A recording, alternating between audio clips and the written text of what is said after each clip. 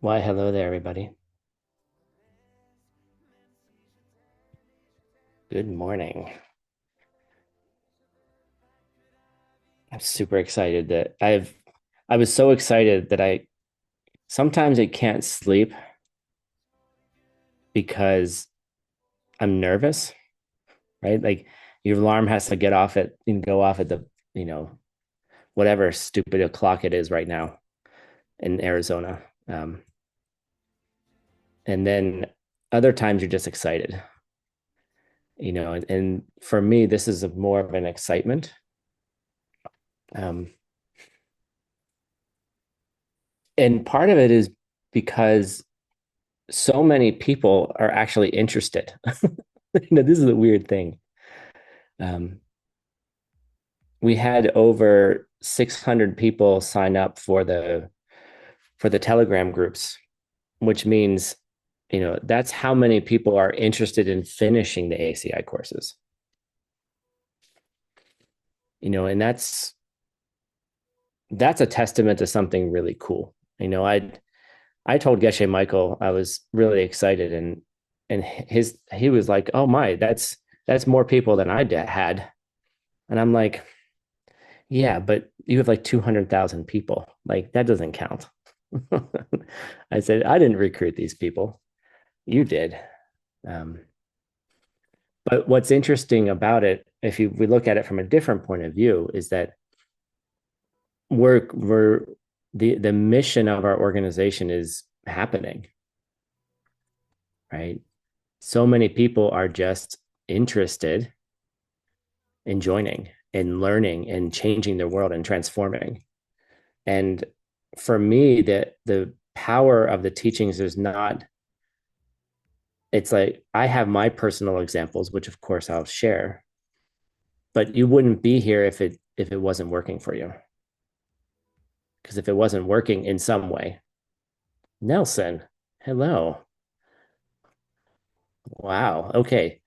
This is why I like having cameras on because I didn't know what you look like. Hi, Becky. I didn't know what you looked like. Hi. This is wonderful. And I see you got you understood the assignment. I didn't have to say anything. Natalia Pashtutina, it's good to see you again too. Um, but I'm really excited. I'm excited that so many people are interested in completing the ACI courses, right? And that's what we're doing. And this class, I had just for those of you who weren't there when I announced this originally, I was trying to figure out a way to teach this so that it could actually help you get the courses done. Because the way it was originally taught was there was an assumption that the courses were done. And it came to me one morning creatively in my favorite place, the shower, which is the reason why I'm always about 30 seconds late, 30 to seconds to 2 minutes late for class, because I always push the shower. Evgeny gets it. It's like, how long can I stay, in that hot water? Right. And that's how this was born. Cause I was like, it wasn't about me. It was about you. How could I help you get this done? Right. And I think this is a wonderful, well, hello there, whiteboard. Let's turn you off because I want to help you get the courses done because there is an incredible power to finishing something like this. There's an incredible power to understanding all the major ideas. So then you have a very, very strong foundation. Strong foundation for what? I was having a discussion with some teachers in Phoenix. We had a meeting, and someone complained I don't know if I call it a complaint, but someone observed that as at ACI Five Houses, we're spending a little bit too much time focusing on what's next. Like, what's the hook, right? What's the next thing? Which would be the diamond way, right?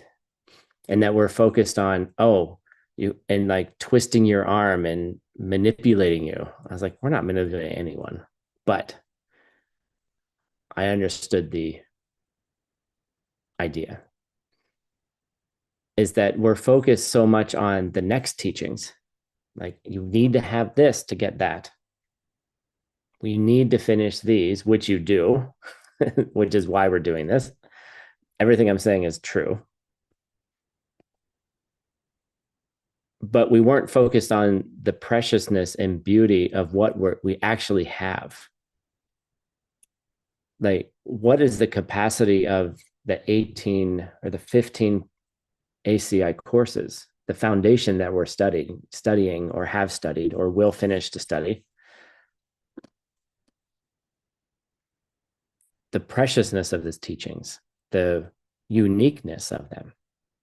There's nothing else like this in the entire world. And I've looked. Yes, there are other teachers. Yes, there are other lineages. And yes, there are other paths. And this is not about criticizing any of them. But what we have is we have basically something that was never available to the world. The monastic study was never available to the world. You had to be a monastic. You had to be ordained. You had to leave your normal life and all the aspirations of that, which we'll talk about, and samsara and all of those things. And then, put on robes and then go live in a monastery. And oh yeah, by the way, it was really only men could go. So I don't know, 90% of you, and it looks like 90%, just looking at pictures right now, right? Like, many of you would never have been allowed to go anyway previously, right? And if there was a monastic system for women, there was very little education in general, right? So what Geshe Michael did is he brought the teachings out. He brought them out of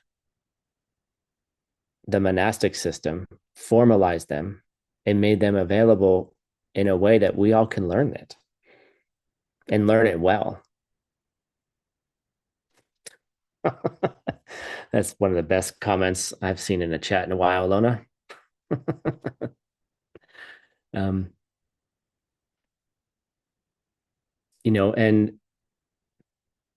and what we have is an incredible presentation, accessible, easy to understand presentation. Now, not easy to integrate. Now, that's a different story. But a whole entire path that, if you stick with it over time, will transform your life.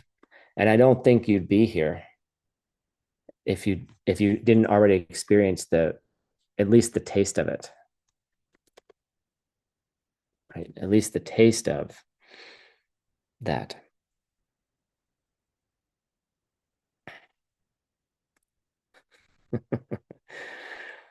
And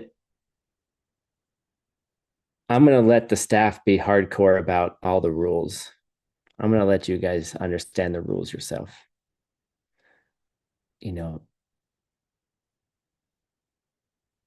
So this course is about finishing. Finishing what? It's about understanding all the open teachings from beginning to end, everything that you need to know. So you have every single tool in your back pocket, every single one of them, and you'll come back to them over and over and over again. No problem. You will keep going. Oh, Marcus started in 2000. Yay. You'll keep hearing them. Like I keep going back to the same things over and over again. So it's not like we're calling this a completion karma, but it's not like it ends, right? It's kind of a beginning, and it gives you resources to navigate the ups and downs of our lives. Like, how do you navigate just the general suffering of getting older, right? How do you navigate failed relationships? How do you navigate economic turmoil, war, you know, your own negative emotions, the normal things to the extraordinary things? How do you navigate that? How do you navigate it that when you practice this system well, that all of a sudden your seeds shift and then the world starts transforming before your eyes? And cool stuff starts happening. You know, you're looking like everyone that you come across is just providing you with the next message in a bottle.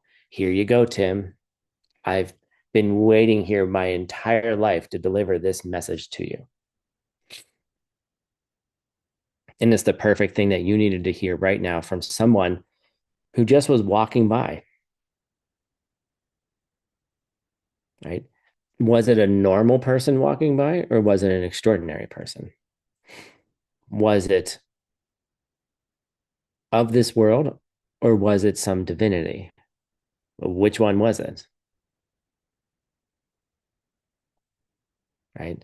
Then you got to ask yourself the question, well, okay, where's it coming from? Right? And that's all. And it's something that's shifting in your mind, your perception. You're putting something different onto the parts because of your kindness, because of your goodness, because of your your dedicated study. And don't worry, really, like we all don't do it perfectly. If we did it perfectly, we wouldn't have to be sitting here at 5:44 a.m. Arizona time to do it again. Okay. you know, like, or whatever time zone you're in.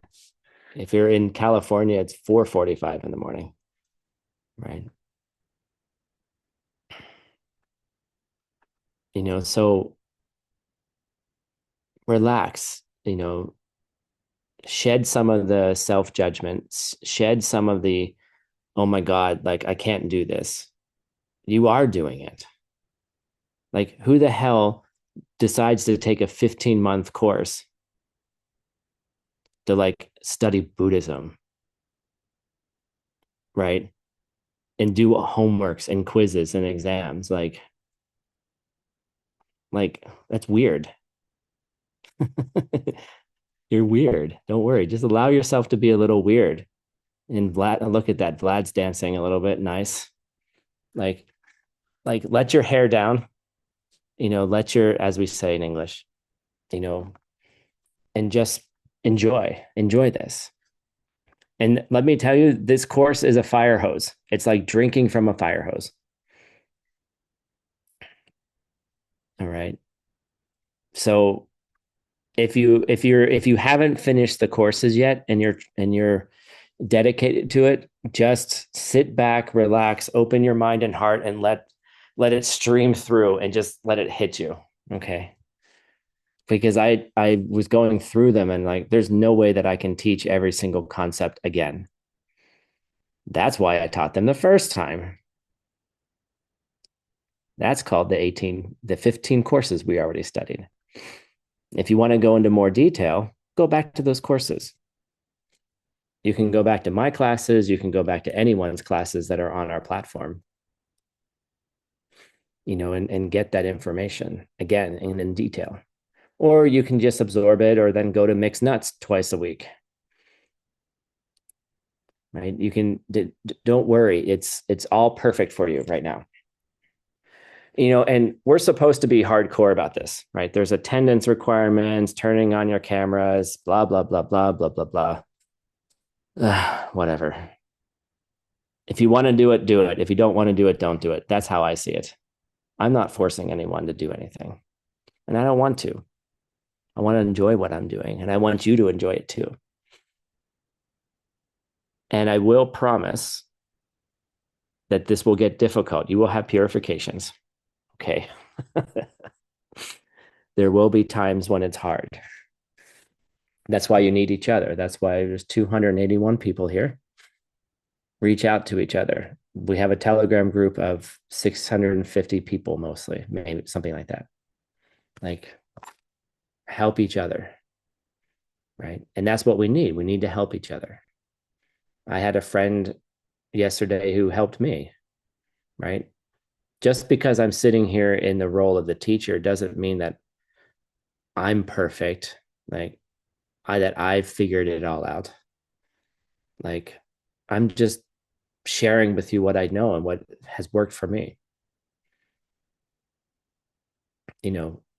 And my friend came up to me and she's like, "You look like you need some help." And I'm like, "Oh my God, I do."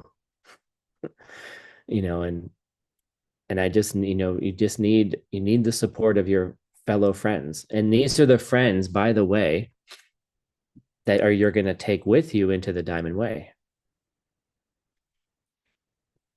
Right? These are your Vajra brothers and sisters. Look around. Right? Look at all the pictures. Stop looking at me and look at each other. Go to gallery view. Stop looking at my face, and start looking at each other. Right? Like, I'm not that pretty, you know. Zoom filters do a wonderful thing. you know Look at, like, each other. Like, just go to gallery view and look at all these beautiful people. We have, look, like, all these people who want to do something different. All these people want to change the world. They want to change themselves.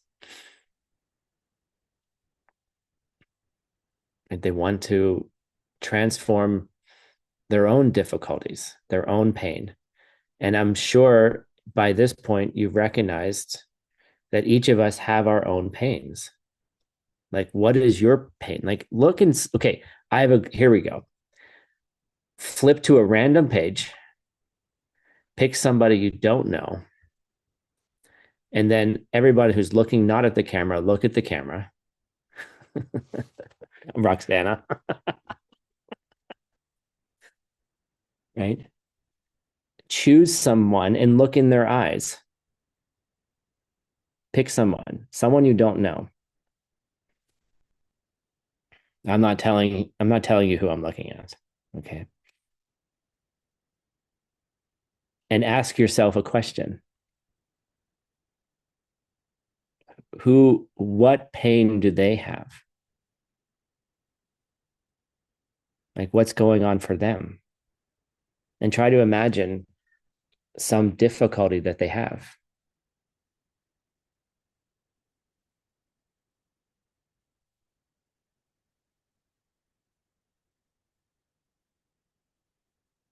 Hmm.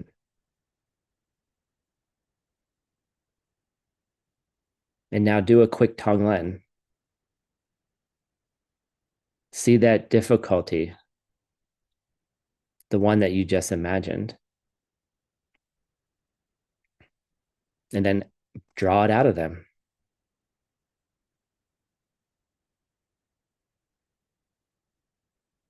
And then burn it in your own heart.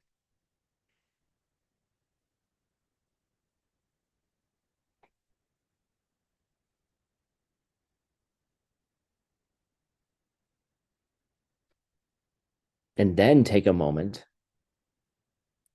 and imagine, maybe that person was sent to me right now to teach me something.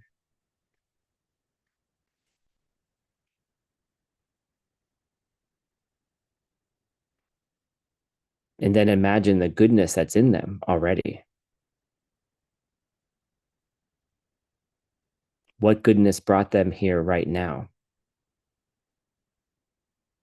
What aspirations do they have?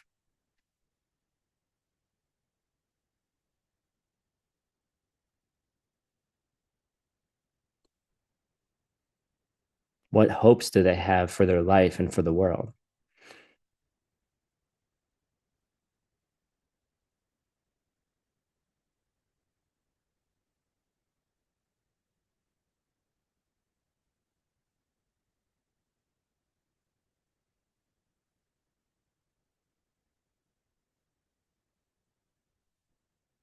And then you can look around at everybody else and be like, whoa,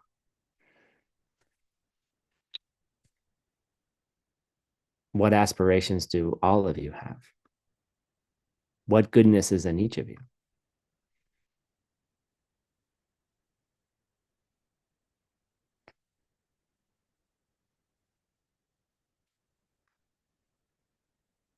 All right. Hi, Sandra. Great to see you.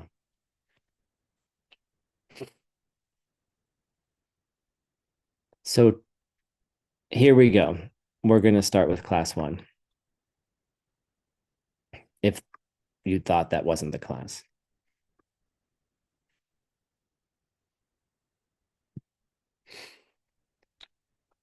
So the way that the review courses go is there's 2 classes to review an entire ACI course. So this morning, in the next 3 hours, we're going to review the primary highlighted content of ACI 1 very fast. Okay. So get out your notebooks. By the way, all right, Sandra, thank you for, please do listen. And we'll see you soon. Sandra was here for DSEU and she has to go to Phoenix now to fly home, but she's going to still listen in the car.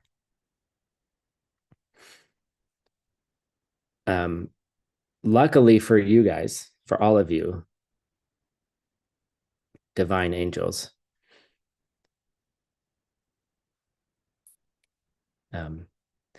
these classes are designed in the order of the homeworks.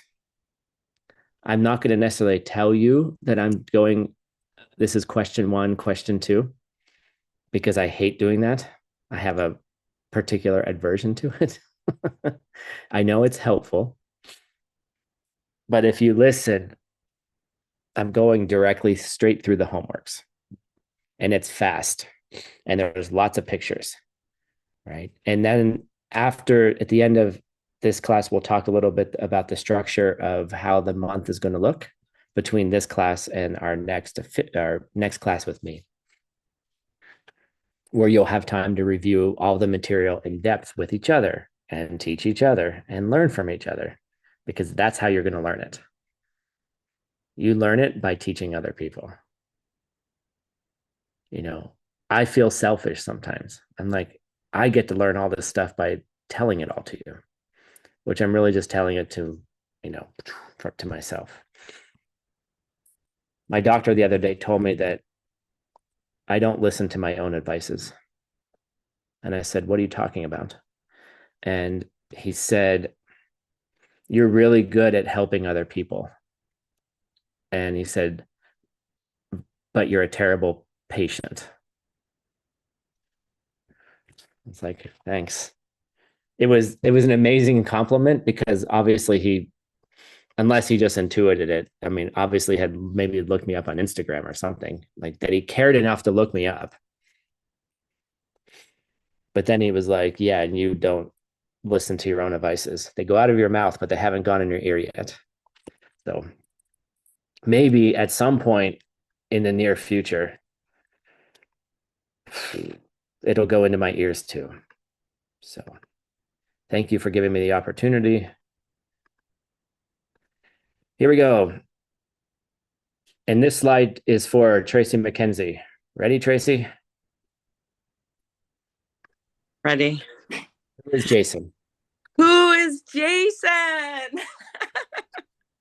And this is the first slide that I started with back in 2021 with the first ACI course. Went through it, right? When I first sat in ACI, when I first sat in my first Lam Rim course, Geshe Michael was talking about Jason Kappa. And I thought that this was a whole bunch of weird people who were worshiping a guy named Jason. Jason is an English, a name in English, right?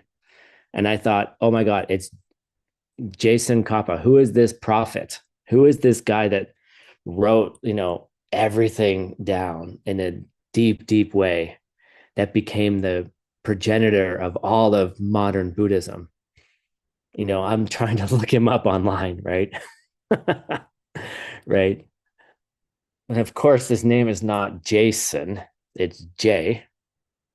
Sonkappa. Okay. Right. This influencer named Jason, right? And so, oops, wrong button. So here he is, right? Jason Kappa, born 1357, 1357, everybody's secret password. And he transitioned in 1419. And there's so many cool stories about him, that we could talk about it for, for classes, just about his biography, who he was, and the Diamond Cutter Press is releasing a book very soon, which is a commentary written by Jason Kappa's teacher, Rendawa. And that's coming out soon. And you can get a whole bunch of information about him. And essentially, he didn't invent anything. There's this tradition in Buddhism to plagiarize. It is perfectly acceptable and encouraged to copy down what somebody else said. You're not allowed to do that in school, right? You're not, and I don't know how kids are doing it today with AI and writing papers, that can be fully written in 2 minutes and not stay up all night. Even if you all think about it, like AI wasn't even a thing 5 years ago. Okay, like this is how fast the world changes. But in Buddhism, it's not about inventing something new. It's all about innovating a new presentation of the ideas. Like, if you think about where things come from, and we'll talk about it throughout these courses, if you take that simple idea, thank you, Svetlana. If you take that special idea of, in order to get what you want, you have to give it to other people first. If you can take the idea of the pen and look at it and say, well, somebody else could see a chew toy. Someone else could see an angry boss as a strong leader. Your pain could be perceived as bliss. It all depends on the karma. It all depends on how you've treated other people in the past. That one idea presented in a gazillion million different ways, right? And that's what we're doing. We're just presenting things in different ways with different languages. We have 1, 2, 3, 4, 5, 6, 7, 8, 9, 8 languages being interpreted live right now, plus mine. So that's 9 languages. Okay. Some of you aren't even hearing my voice. Some of you are listening to someone else's voice. That's kind of cool. You know, so Jason Kappa was one of those figures who clarified the meaning, you know, spent his entire life writing and clarifying the Buddha's meaning so that so we could still understand it. Because what happens over time is that people misunderstand little tiny things. And then they mix in another system of the year, right? Some other system, they mix it together. And then all of a sudden, within 20 years, it becomes something else, right? And people forget what emptiness, the real meaning of emptiness, right? So Jason Kappa did this. And the text we're going to study is called Namso Namsum, Lamso Namsum, excuse me. You know, this is called the three sum principle, so lam path, the three principal paths, the three primary paths.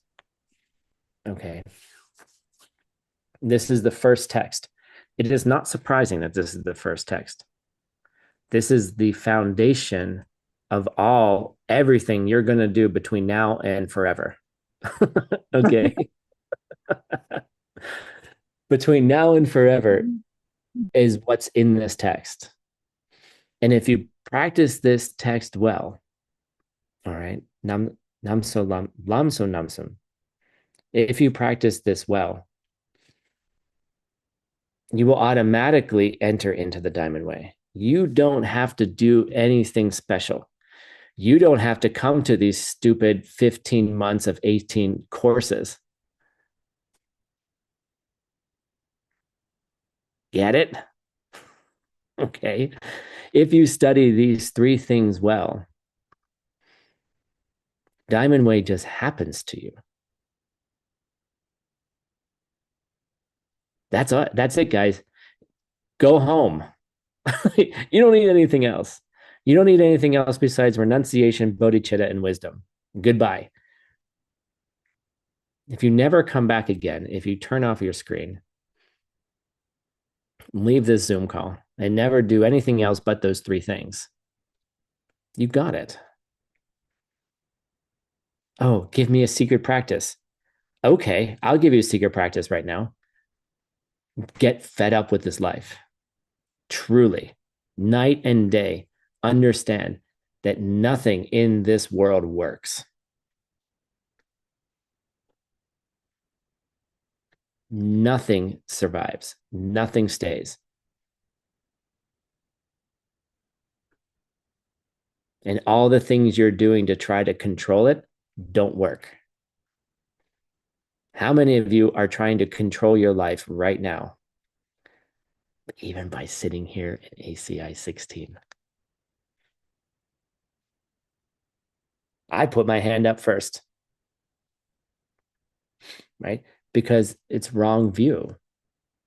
You're trying to do something that ain't going to work. Okay. There's your secret practice, everybody. That's it. That's it. There's no other secret practice than that. Okay. I'm tired of seeing this world this way. And it doesn't seem to stop. And you know what? Guess what? It frustratingly doesn't. Oh, you're the director of ACI, Tim. Yes. Your life must be perfect. Uh-huh. Everything goes well for you, right? Yeah. You don't have any suffering left. No. You're right. I have to battle it more. Like every little bit of it that shows up, you have to do those things. Like you have to look in other people's eyes and say, you're suffering too. Like I'm not the only lonely one here on my couch, curled up with my cats, thinking no one understands me. Someone else is doing the same thing. Right. and then understanding where it comes from. How you treated other people in the past. Billions and billions of seeds. You cannot control them. I'm sorry. You can't. You could be the best practitioner in the world and then have your world collapse around you. Then you just pick up the pieces and be like, well, okay, I could do it the old way, or I could do it with renunciation and then do it the way that's going to create the paradise. That's what we're trying to do. And if you do it well, you will have pockets of it. They will open up. They will open up and you'll go, wow, that's what they meant.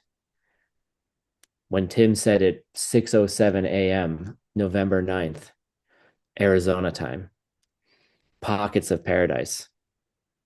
That's what he was talking about. Right. And then the pocket of paradise will vanish and you'll be like, shit, that seed just wore out. Damn it.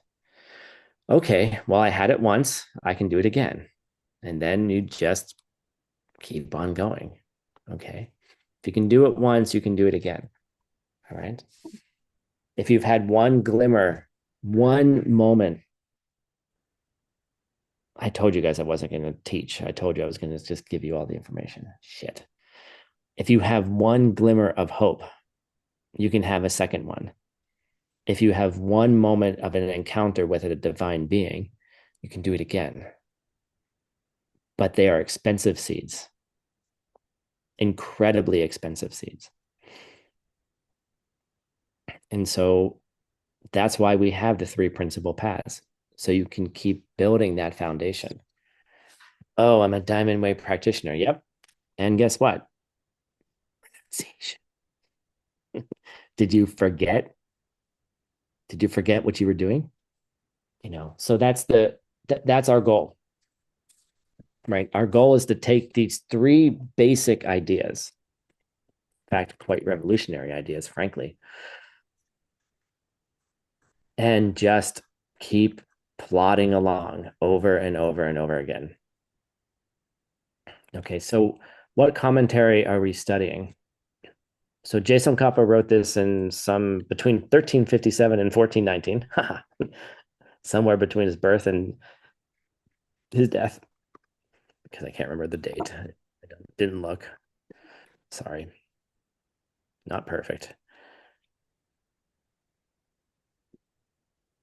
And we have a commentary written by Daichen Ningpo. Who's that?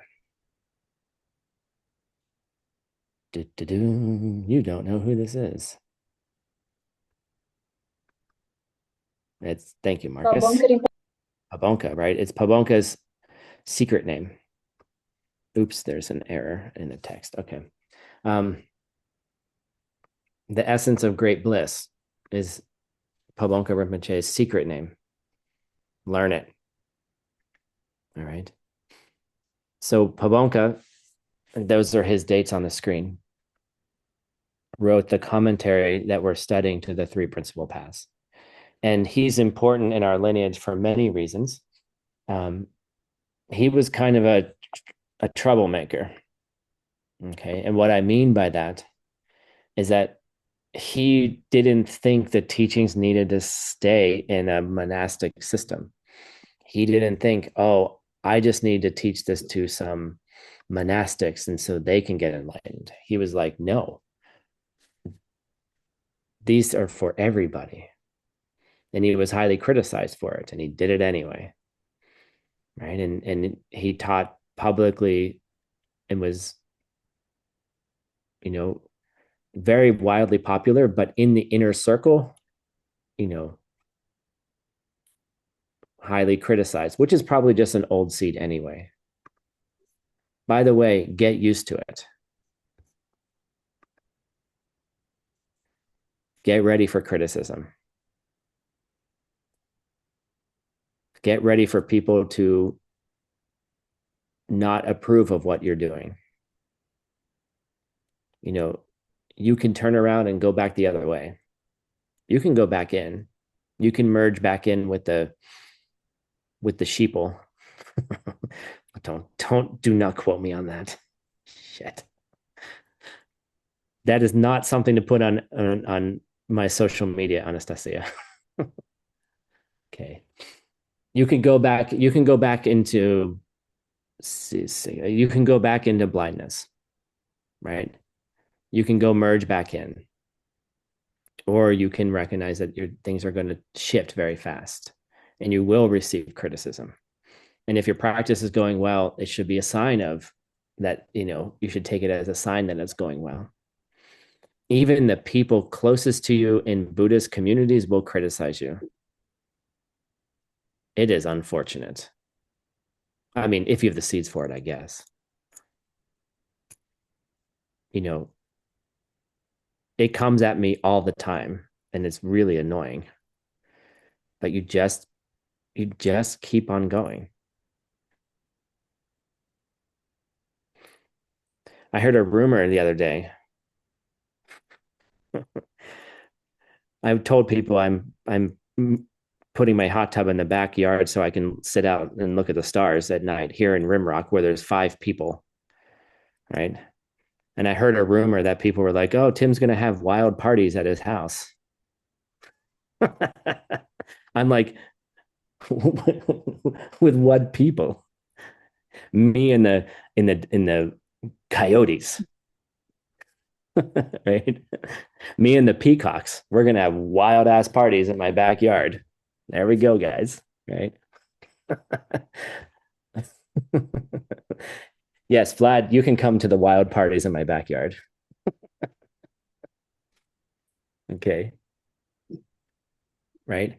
And it's funny because people don't know what it's like to be here in Rimrock and they make up stories. I'm like, wow, you think I have an exciting life. My life is so exciting that I have wild parties in my backyard. Right. you know, Maybe when I was 20. But you see, like everyone has a story. Just be ready for it. Like just laugh and just move on. Be like, I'm just planting good seeds. You know, that's fine. And then have your parties too. All right. So the student of Pabonka Rinpoche is Trijang Rinpoche, and he's the one who wrote down the epic teaching that Pabonka gave of the Lam Rim. All right. Beautiful, beautiful man. I have a weird connection with him. I never met him, but I feel somehow I did meet him. It's just a feeling that I had. Um, Beautiful practitioner, highly devoted to his teacher and his teacher's mission. He was also one of the teachers of the current Dalai Lama too.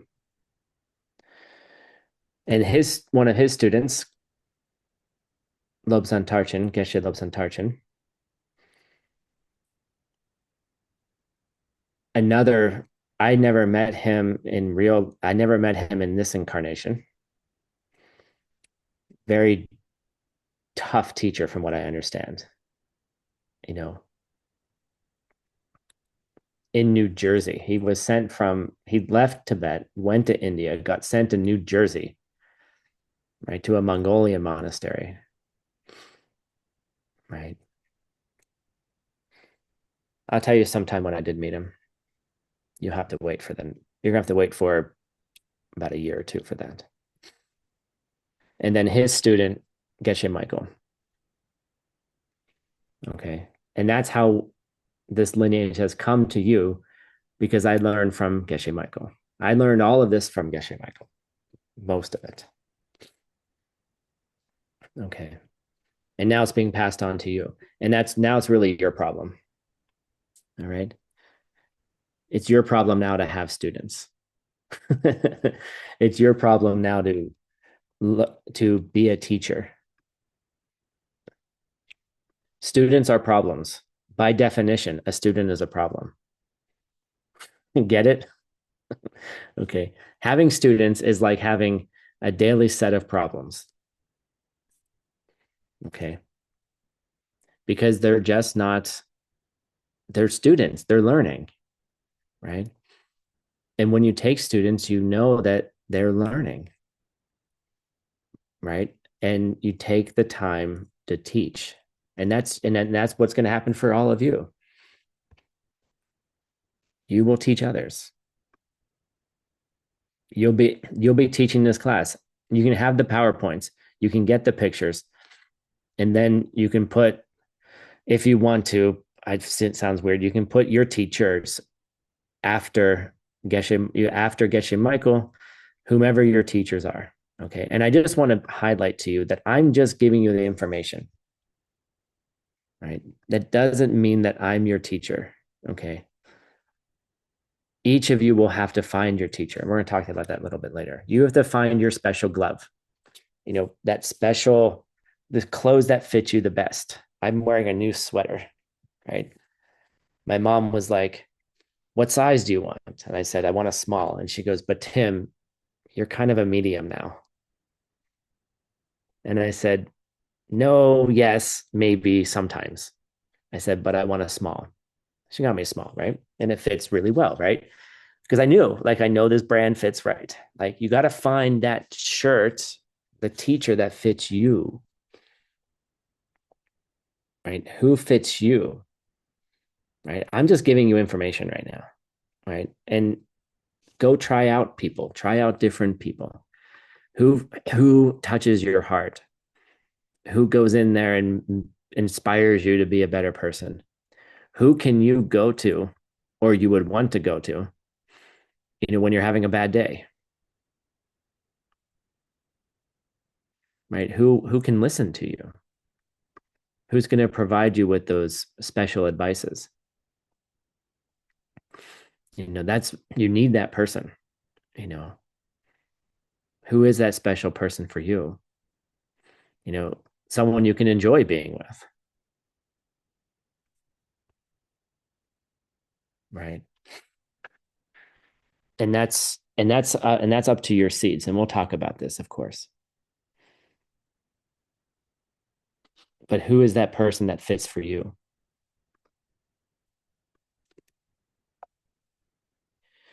So we have the three principal paths, and I just explain them lightly, right? We have Nenjung, Semke, and Yangdakpe Tawa. Okay, we have renunciation, bodhicitta, and the view of emptiness, the correct view of emptiness, Yangdakpe Tawa, right? And I like this picture because they're not separate from each other, right? They're all related. They all fit together, right? And so we have three espresso cups. One, they have different, you're putting milk in them, or your oat milk or something like that, right? But they're not that different from each other. They all work together. They create a foundation, right? And that's where you have to really focus on these three things. Keep getting tired with suffering. And if you haven't had a good dose of suffering, congratulations. It makes me happy. Okay. And Sansara will remind you, I promise, at some point, it will remind you of its nature, right? And even if you do reach the highest goals, if you do reach, from this point of view of reaching, seeing emptiness directly, you still have bad seeds ripen afterwards, and this is how it goes. But you react to it extremely differently. You react very, very differently to it.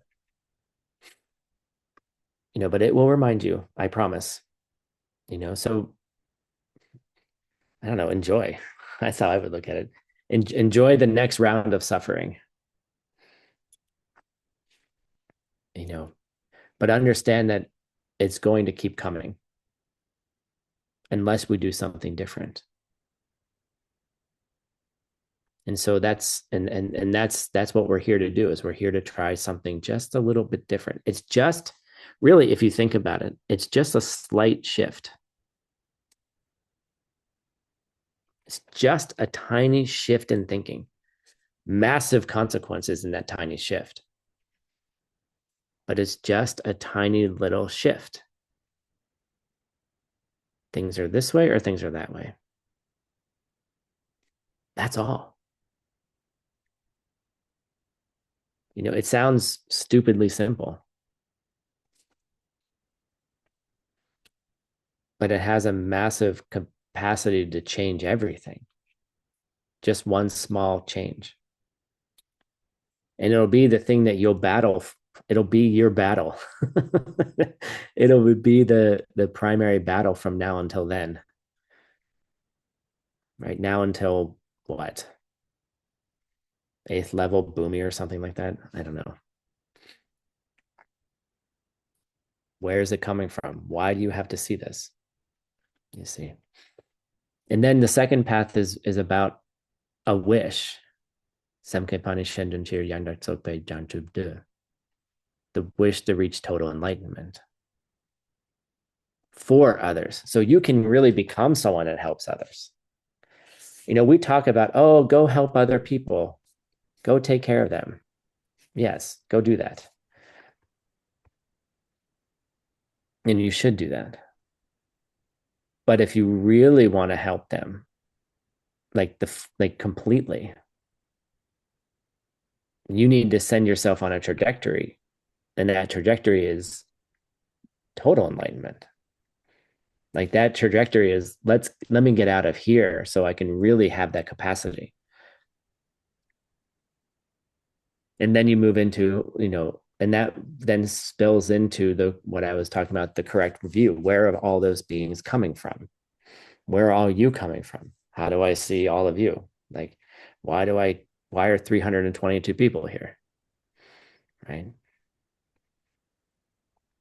Each of you have, your special flavor of suffering. Right? Why do I see that? Like, why do I see that flavor? Okay. I need to change that. I need to change it in me. And I change it by helping you. Who's helping whom? Right? Your mind starts getting about it sometimes. But those three things together, I want to stop this thing. I want to stop it for others. And I know the path to do it by understanding where it comes from. And then the magic can happen.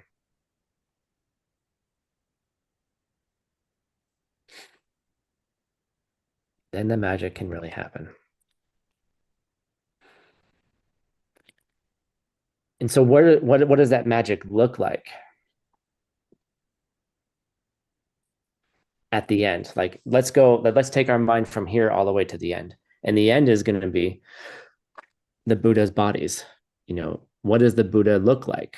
Like, what am I going to look like when I get there? Am I going to look like this with a purple sweater on and glasses and, just wipe my nose a little bit, scratch it, right? Am I going to look like this? Elegant, right? I don't know. Maybe I have a little pride about it. But you have this, the Buddha has two bodies, primary bodies, and it really means parts, two parts to a Buddha, their physical part and their mental part. The physical part of a Buddha, the suku, is kind of divided into two. And those two things are when you arrive at your total enlightenment, your paradise body, Sambhogakaya. And then a millisecond after that, it's like, well, normal beings can't see the Sambhogakaya. Us normal humans can't experience it directly. So then the Buddha goes off and emanates thousands, millions of bodies to help others. And that's called the Nirmanakaya. Right. And then as you understand how that process actually happens, which you'll learn about in Diamond Way, how that transformation actually happens. Actually. And like whoever just giggled, that was great. It actually, the real way it happens. In the order that it all happens in. Then you go off and really help people. And once your view gets strong enough, I sit here and I'm like, thank you all for showing me. It's a little selfish sometimes, I think. Thank you all for showing me all the bad seeds I still have. When I get criticized, when someone has deep suffering, like the pain that comes, like you can feel other people's pain, and then you go, oh my God, I still have these seeds to experience this. I need to stop this. Right? Then you start relating to other people's pain very differently. Like all you want to do is take it away in normal ways, and then then extraordinary ways.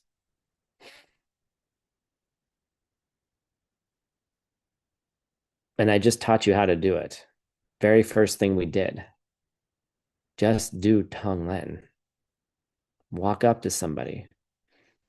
What pain do they have? And purify it. Purify it in your own heart because you understand where it comes from. And then take care of them while you wait for that seed to finish. You see, you don't have to tell anyone what you're doing. You just go to Peachtree Cafe and breathe. That's all. With wisdom, you understand what's going on. And so your renunciation and your bodhicitta create those two bodies. The seeds of renunciation and bodhicitta mainly, thank you debaters, mainly creates the Sambhogakaya and the Nirmanakaya, your paradise body, the one that you experience directly as you, and then your emanation bodies. And then we have this thing called the Dharma body, the part of you, what's left? I don't know, your mind, right? And that has two parts as well, mainly. It has the part of its capacity to see all things past, present, and future directly. And then the other part, which is its emptiness. The Dharmakaya, the Chukku, is the emptiness of your mind. Which incidentally is the thing that pushes you into having a paradise body in the first place. Incidentally. So here's this whole thing. Take a screenshot. You'll get a copy of this. It'll be translated for you. We have little time. So mainly the correct view of emptiness is what creates the mind of a Buddha.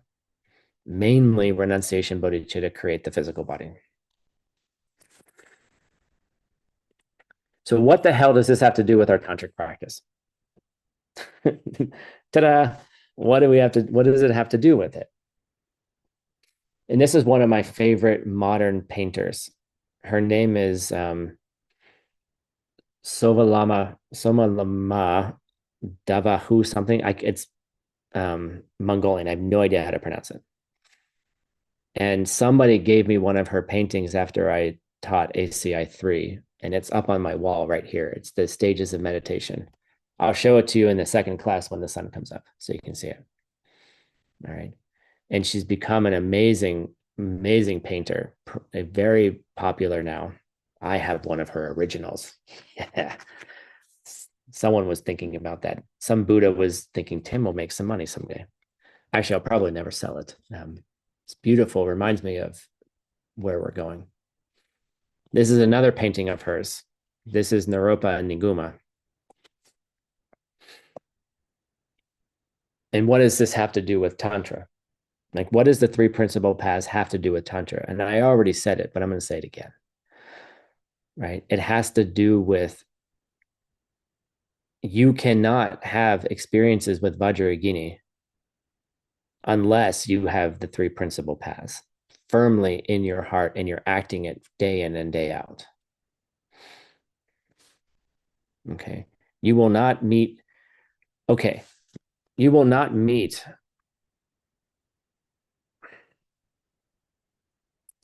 I'm gonna be difficult right now, but just hold on. You will not meet your spiritual partner unless you have the three principal paths firmly in your heart. And when Tantra is Diamond Way is kind of set up into two main sections. One is where you practice to plant the seeds to meet the angels. And then the second stage of it is when you've actually met them and then they teach you how to become like them. So in order to do that, we have to have the three principal paths. We cannot not have it.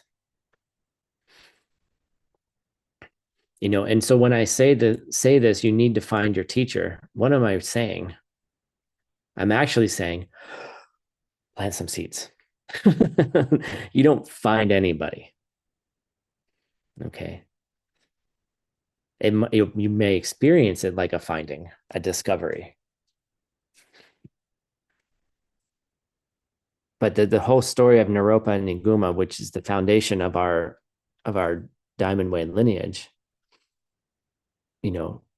it's seeds in practice and difficulty and like shifting your view. And then you can meet your special Vajrayogini. You can meet your special Manjushri or Maitreya or your Yamantaka, right? Your special partner, the one who's going to take you from here to there. It's going to take you there, right? Well, what if I haven't met them yet? Well, good. Then keep planting seeds. Like, that's okay. Well, what if I did meet them? Well, then you had seeds already from past lives, probably. So rejoice in it. Well, what if I'm already married, but I don't see them that way yet? Okay. Well, plant some more seeds. Okay. Like, you have to let go of what you think things are anyway. Right? But you make commitments to people, and you make the commitments to people.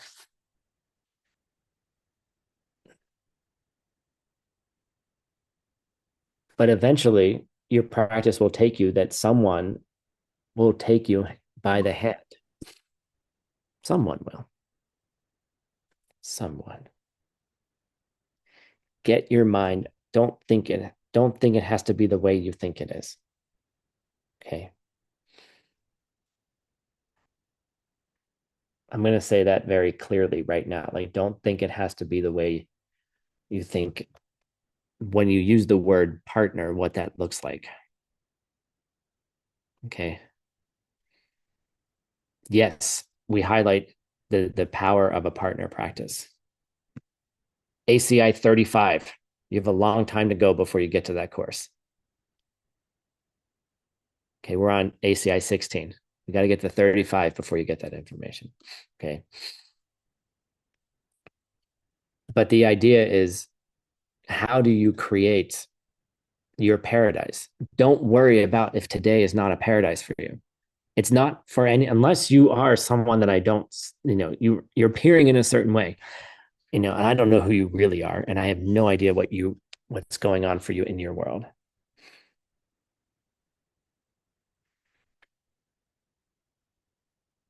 But just keep doing the things and it'll plant the good seed. That's all we have to do. And it takes care of itself. You don't have to worry. You don't have to worry. Like, it will come, I promise, on its own through seeds. You don't have to worry about, oh my God, I don't have a partner yet. I just turned 47. Okay. Right. And I'm like whining about, you know, failed relationships and things never working out and all these things. Right. And my friend was like, just relax, Tim. Stop whining. Go plant some seeds. Right. Because it doesn't have to be the way you think it has to be.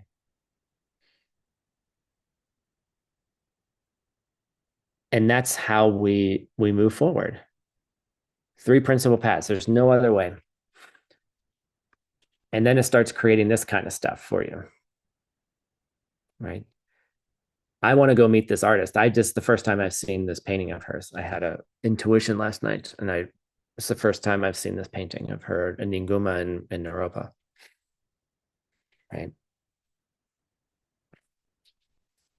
So it is possible to the paradise is possible. That's all I'm going to say. Now, we have to start somewhere. Where are we going to start? We're going to start with finding our teacher.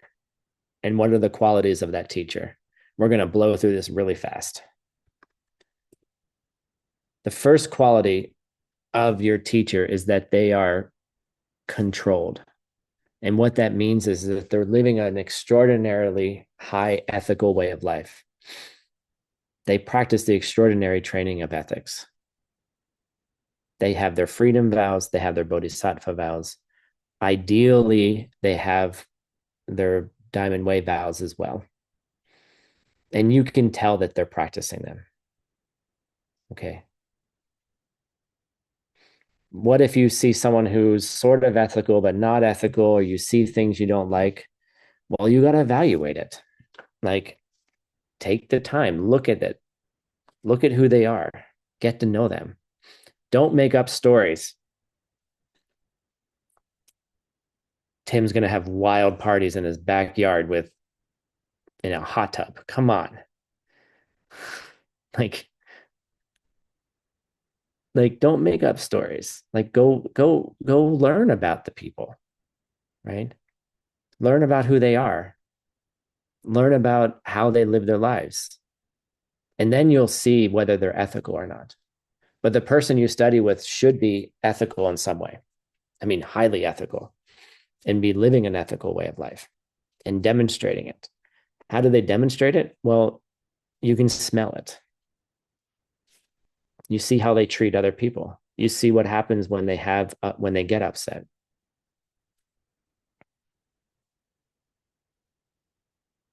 But it's the foundation of everything, and it's actually the foundation that you have.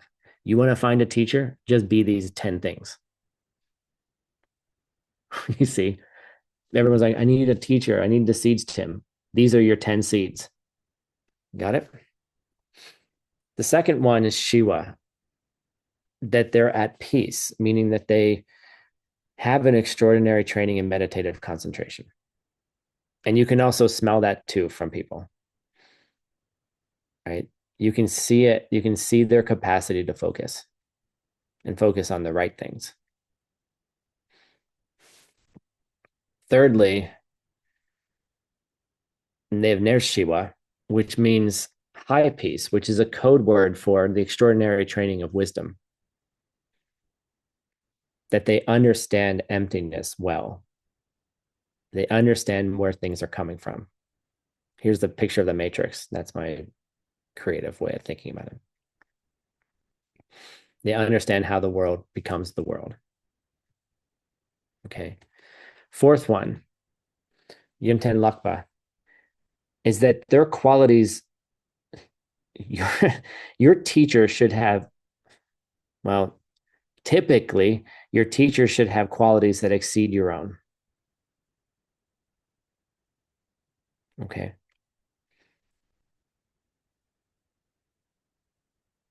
You don't want to learn the, if you're trying to learn to play the piano, you don't learn to play the piano from someone who can't play a scale, right?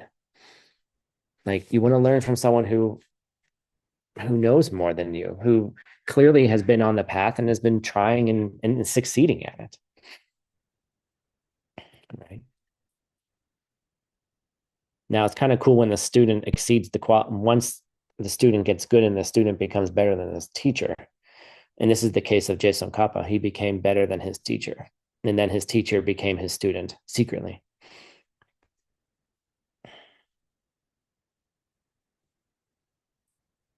And if you're a good teacher, you will see that your students are your teachers too. So don't forget that. And in that statement, the sunche, right? The student should, excuse me, the teacher should be making great efforts, great joy in helping their students. Like, let's get up at 4 a.m. on a Sunday morning to teach a class. Get it? Like, and I joyfully do, right? I try as best as I can. And right. And so you should be looking for someone who is making great efforts. You know, everyone was like, Tim, why, like, what are you going to do on your birthday? And I said, I'm going to prepare ACI 16. They're like, you need to go out to dinner and celebrate. I said, no, we'll go out to dinner tomorrow. Right. Like, what's more important? A birthday, which is just some random day marked by the rotation of the earth around the sun? 47 of them. You see? And it's not accurate anyway. It's not exactly 47 years. Okay. Like it's not the same spot. And in fact, the sun moves in through the galaxy anyway. We're not in the same spot anyhow. It's just a day. I mean, it's a nice day, but you see, get it? Like find someone who's, and I'm not saying me, find someone who's willing to do those things for you. Right. Fifth quality is that they should be lungichuk. They should have deep knowledge of the ancient books. All right. They should be someone who's rich in scripture, right? They read a lot. They study a lot. They know the material inside and out. As best as that, it doesn't mean they're perfect at it, but they know a lot. And this is my opportunity to move forward. Oh my God, there's so much material here. That's why we have two classes. They should be rich in scripture, and so should you. The Good Night Book Club. Okay.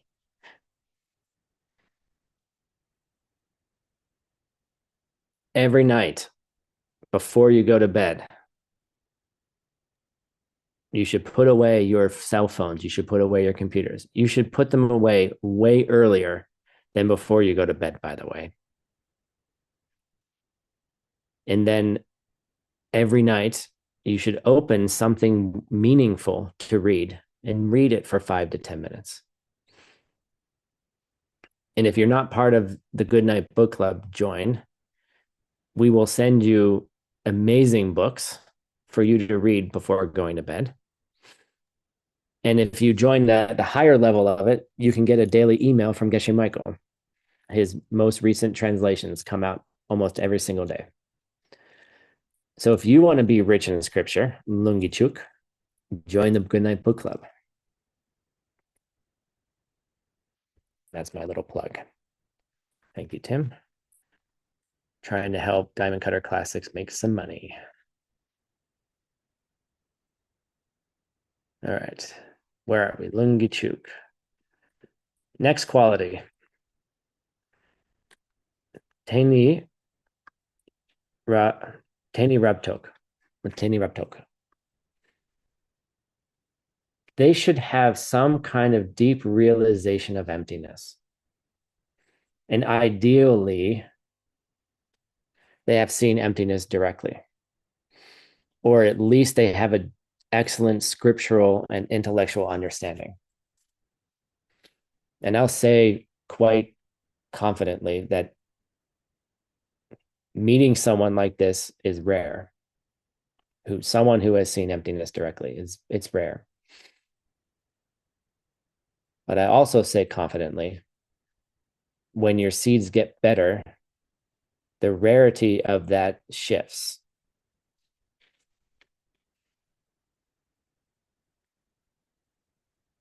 In the open teachings,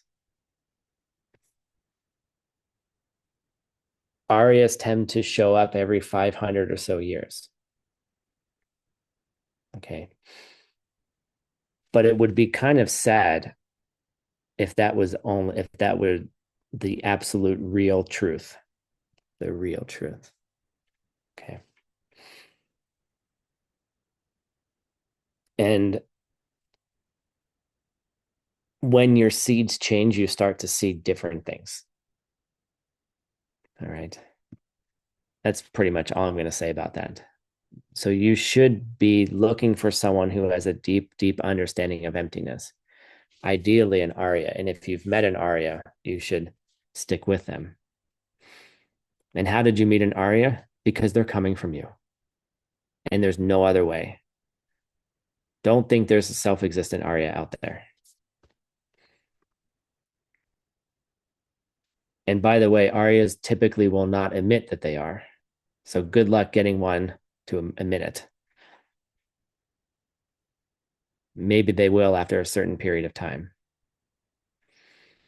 But, you know, it's part of the it's part of the nature of that experience. So you don't admit it. So and at the end of the day, it's your seeds who have the perception of someone that way anyhow. And if they function for you that way, are they? I don't think there's a self-existent Arya out there, just because some people may have met one or some people have told you. And your seeds will create. Next group, Makeren.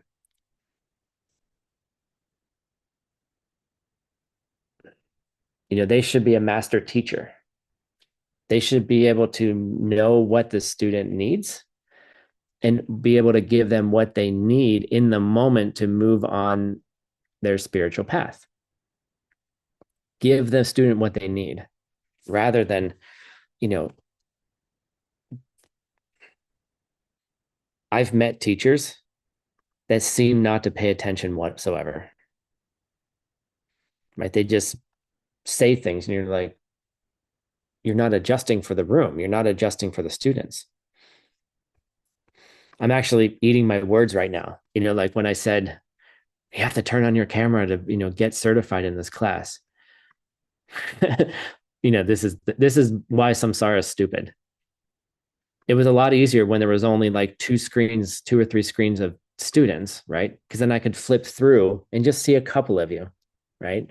Now I'm obsessed and I keep flipping, right? There's too many of you to look at, right? So how am I adjusting to 10 or 11 screens of people versus three?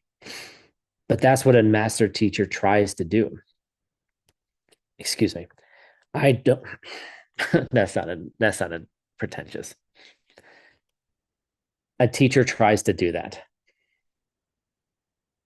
right? A teacher tries to shift the perception. Janet, thanks for laughing with me. I appreciate it. You try to shift for the level of the student, and the level of the student,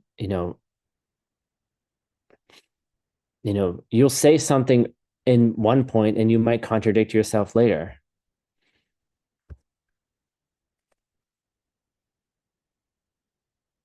So, but it's not a contradiction because what you said earlier was helping them get to the time where they could understand something later. You see? Right. So I love that Nelson and Laura are watching together, and I can see Laura and Nelson on one screen, and then I see Nelson up close. That's kind of cool. But you see, you're shifting your message for the student when they need it. right? And if you're if and that's what a teacher does. And you look for someone that tries to do that, and hopefully they do it well. And I'll tell you, it's hard. It's really hard. It's also really hard when you know what the person needs to hear, but they can't hear it yet. And then you have to wait 10 years.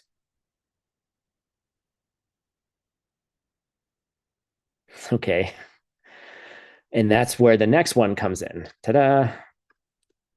Oops, you don't need to see that. That's not what you need to see. You need to see this.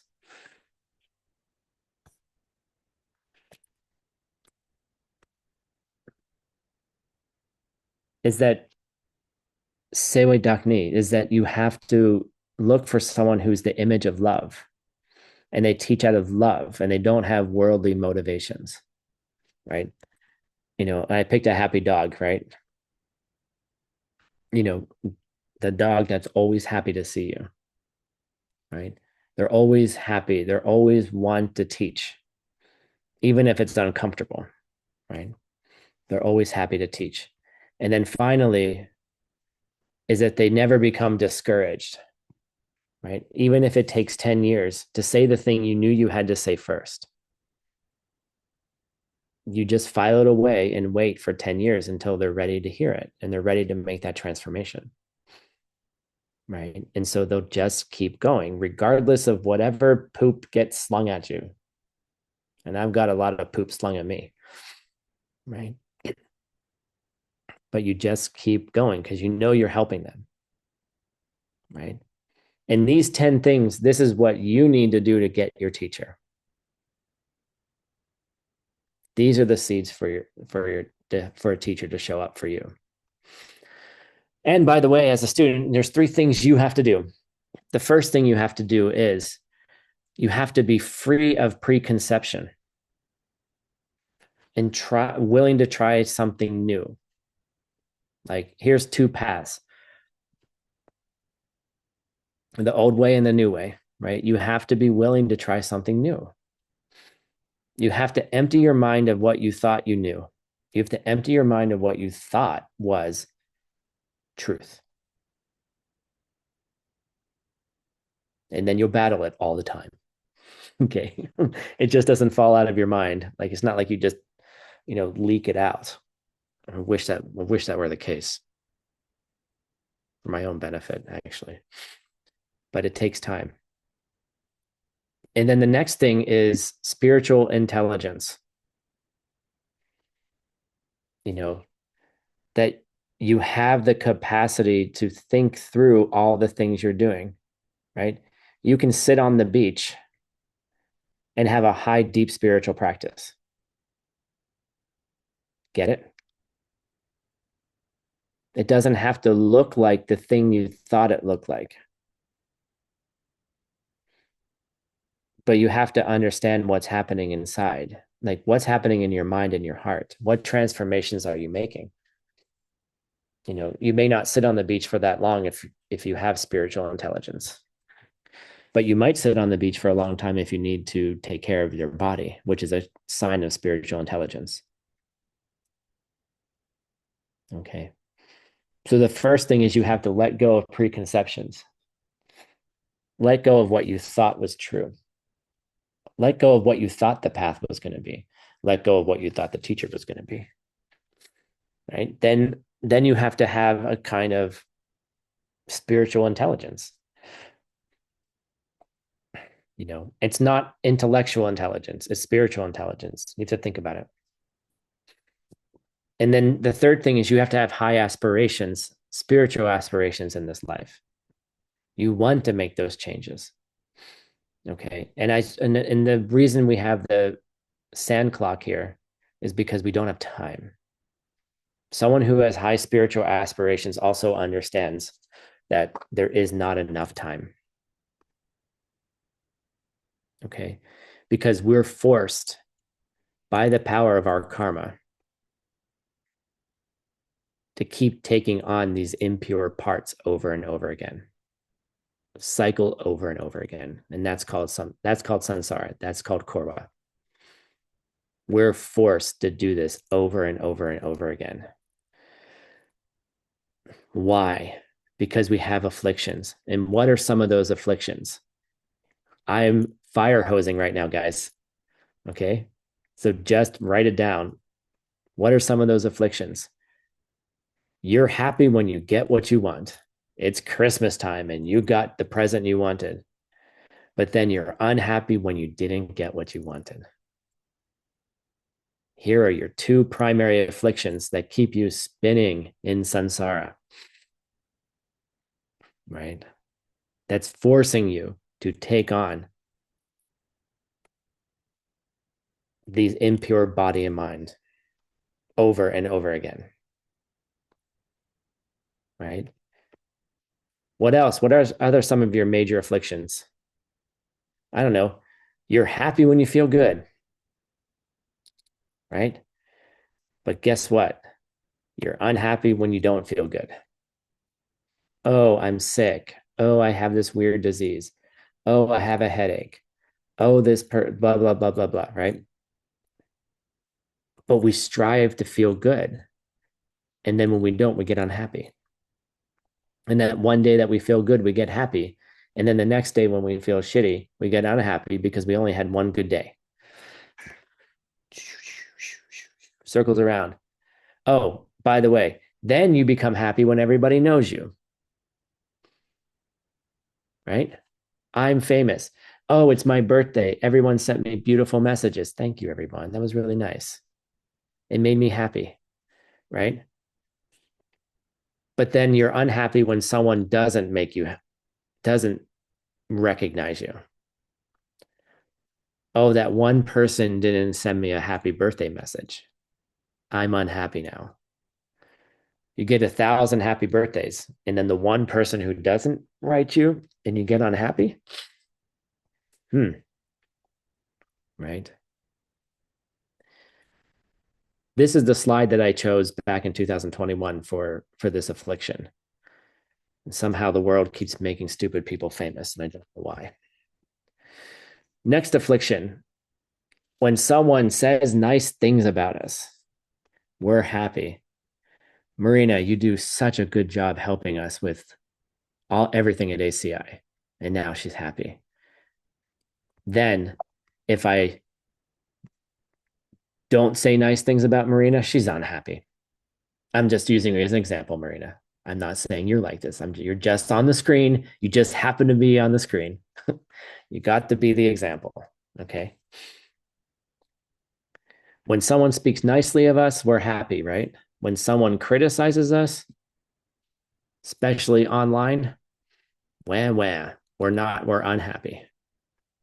You see, this is the nature of our afflictions. And we're going to keep going around and around and around and around. You see.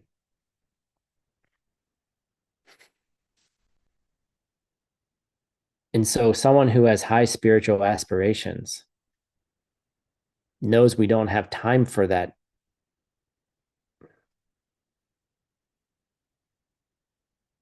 I was going to say something bad. We don't have time for that. It's a waste of time. Getting upset because someone criticized you online is a waste of time. Getting happy because someone praises you is a waste of time if you don't understand why you're getting praised. It's wonderful to get praised. Give me the hugs. Send me the birthday messages. Tell me I'm nice. Tell me I'm awesome.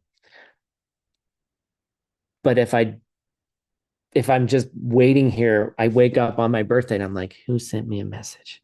Right? Who got it? And I don't think about why I'm getting messages. Then you're wasting your time. You see? But you're not wasting your time if you get messages and you understand why you got them. Well, probably because I was nice to other people. Right? Probably. And if I get a criticizing message, it's probably because I criticized others. Okay, does it make me unhappy when people criticize me? Yes, of course I hate it. But then you just stop criticizing others. I don't have to think too far to be like, wow, did I criticize anybody today? Yes, even in my mind. Duh. And your mind is the most powerful karma there is when you understand it. Okay. Quickly, 4 steps. I can't believe we're going to get this done. Now, what do you do about it? Right? The 4 steps. Here's if you never come back again, this is why I want to teach this right now. If you never come back again, don't forget this. And I'm not talking about 4 steps right now. I'm talking about the 4 laws of karma. Okay. Everything you do, everything you think, everything you say, everything you do has consequences. It moves a karmic energy. Okay. So anything you say, do, or think, that the results will be similar to the cause. The results will be similar to any of those things. Lenepa. All right. Pomegranate seed makes more pomegranates. Criticizing in your mind makes more criticisms outside. Get it? Sending people, there's a guy that I met 20 years ago, sends me yearly on my birthday a message on Facebook. Okay. I never send him a message. I don't know who this person is. It's not because I don't want to. I just forget. I'm terrible. I don't know why I have to see birthday messages. I forget everyone's birthday. Right? But obviously, I don't forget some things and I do something to create those birthday messages. Fine. Great. Celebrate. Right? You did something that created a world that you wanted. Oh, you don't like that? Well, then say, well, I don't want that anymore. So then stop behaving that way. That's all. That's all. The consequences are greater than the actions. Right. So you have a little tiny seed and it creates a huge tree. And that's the unfortunate part. The karmic energy continues to grow. Your little tiny judgment yesterday morning, Tim, will turn into a gigantic tree of criticism that doesn't make any sense sometimes. Being criticized for things that don't make any sense. Well, it does make sense because you made a little weird thing happen in your mind. Okay. One weird negative thought can turn into a huge tree if you're not careful. Le maje, la meche, right? If you don't do it, it won't happen.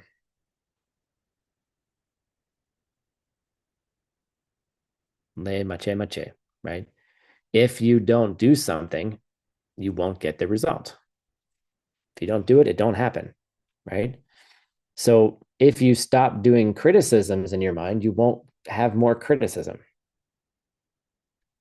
Alternatively, if you want a partner and you don't take care of lonely people, you won't get a partner. Works on both sides, you see. If you don't do it, it won't happen. So you can think of it positively, like, well, if I stop yelling at other people, I won't have yelling people in my world eventually. You have to let the trees grow. The trees have already grown, my friends. Sometimes the trees are really big and really strong and nearly impossible to get rid of. But you get rid of them through understanding how you've misunderstood why the tree was there in the first place. I'll say it again. You get rid of the impossibly tall tree, which is the ripening of your previous karmic action, by understanding how you misunderstood it in the first place, including the thing you did to create it. when you remove the misunderstanding, it can help remove the tree. And then finally, the opposite. Once you do something, you can't not experience the result, mainly. Okay, there's absolute justice.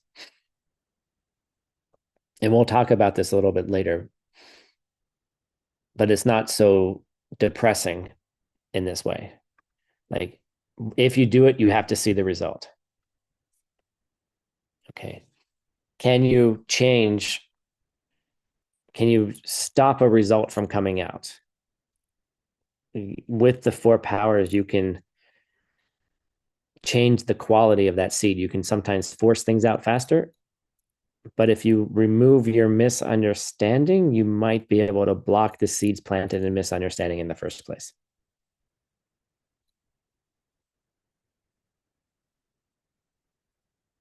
And that's how you become a Buddha.